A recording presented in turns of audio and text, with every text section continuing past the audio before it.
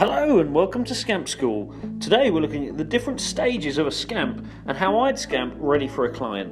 So here's a rough scamp. You've done hundreds of them, it's for your creative partner, it's just a quick and simple mock-up of the ad. Don't worry if you need to use stickmen or crap drawings, nobody's going to judge you.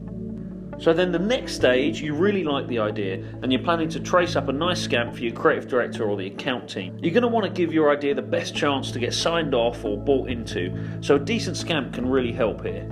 So once you've done a quick Google image search and you've found all the elements you need and you've set up your lightbox layer in Illustrator, you can start tracing the elements separately.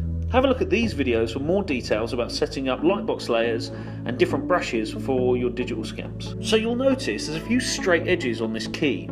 So rather than trying to draw a straight line freehand, if you hold the shift key down when you draw a line, you get a straight horizontal, vertical or diagonal line. Then you can just click and drag the corner where you need it. The rest of the key is fairly simple. I'm just tracing off any hard edges. I like to use a slightly stronger stroke for the outside lines and then a lighter stroke for the internal lines. Generally, the heavier the stroke, the more attention it will grab. So next I'm going to trace this glass. At first I thought adding a few reflections would look cool, but the beauty of scamping on a computer is that you can instantly see how wrong you are and remove any mistakes. Now let's copy these vector lines into Photoshop. Remember to paste them in as smart objects, as this means they'll remain linked and editable in Illustrator, which means you can scale them up and down as much as you want without losing any quality. If they were pixels, you could manipulate them a little more, but you'd lose quality.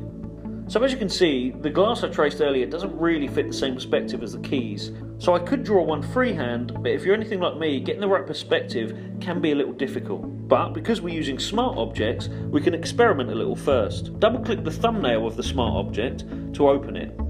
So back in Illustrator, I start by drawing an ellipse as a guide for the top of the glass, then duplicate it for the bottom. Try clicking and dragging while holding Alt rather than copying and pasting. Hit Command S to save, then have a look in Photoshop to see how it looks. So the angle still looks a little odd, and the size of the glass now feels too narrow, and making the keys smaller won't help either. So I'll go back to my smart object. Do try experimenting with the size and angles, as you might stumble on something quite interesting by mistake. Okay, so now I'm pretty sure the angle will work. I trace the guide ellipse with my brush tool to keep everything looking the same. A few quick light strokes up and down is a great way to allude to reflection. I'm adding it based on memory from the reflections of the glass from earlier. Command S again to save, and back in Photoshop, it looks pretty good. Now I want to mask off some of the lines. So hit the mask button at the bottom right, and using the brush tool you can paint black to conceal any areas behind the keys.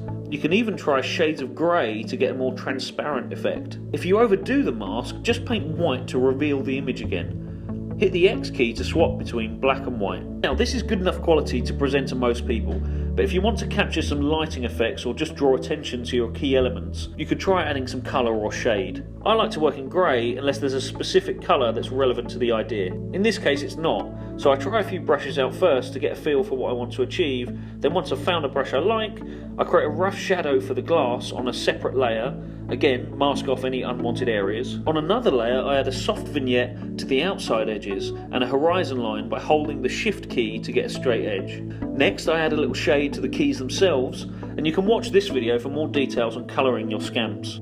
So now, after you've added a headline and a logo, you've got a nice clear scamp to present to a client and give it the best chance of getting bought. It's also a nice clear scamp for any photographer or designer that will be putting your ad together. Any designer will tell you a good scamp makes good design. I hope that helps, and I hope you learned something. Thanks for watching.